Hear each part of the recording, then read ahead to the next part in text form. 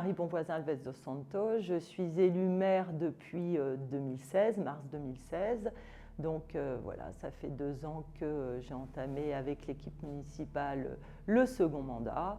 Et sur un territoire de 67 000 habitants, Merlimont donc occupe 21 km² de ce territoire et une population de 3 414 habitants à l'année, mais qui quadruple à la saison haute.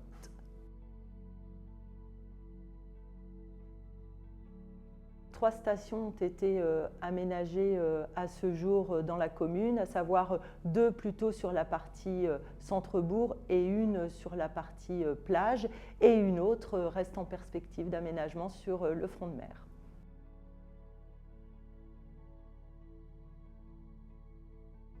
C'est le directeur des services techniques ici, M. de Bruxelles, qui a eu un contact avec un technicien du conseil départemental qui lui a parlé de l'entreprise Station E. Donc, au fond, Serge, sachant que les élus étaient très attentifs au développement durable dans la commune, s'est emparé de ce sujet, l'a travaillé et a rencontré en effet le développeur de l'entreprise.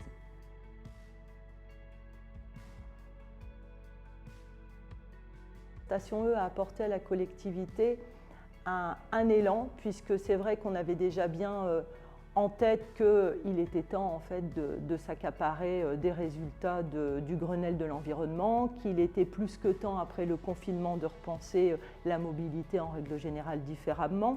On est un territoire où le mode de déplacement aujourd'hui est encore très compliqué. Donc c'est vrai que c'était donné un curseur un peu plus positif sur la transition.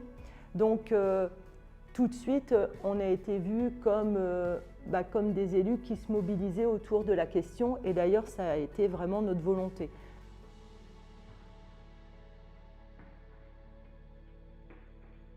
Alors tout d'abord, je voudrais revenir sur le pari gagnant-gagnant de l'entreprise Station E. Ce qui nous a séduit, c'est qu'aujourd'hui, on est très attentif à pouvoir apporter des services de proximité.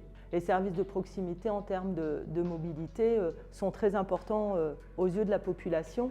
Donc, alors en effet, il y a les recharges, les bornes de recharge électrique.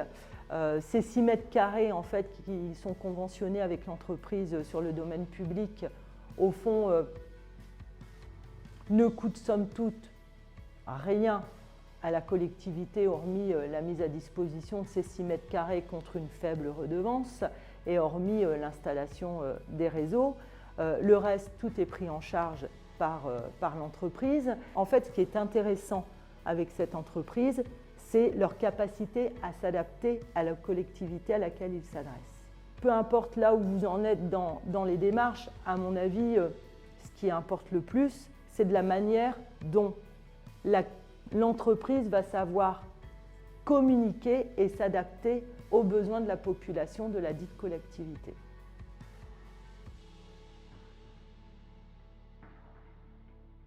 Pari gagné entre Station E et Merlimont, parce que quelque part, Merlimont qui s'engage dans une démarche de développement durable avec sa nouvelle charte et son nouveau logo Espace, Charme, Authenticité.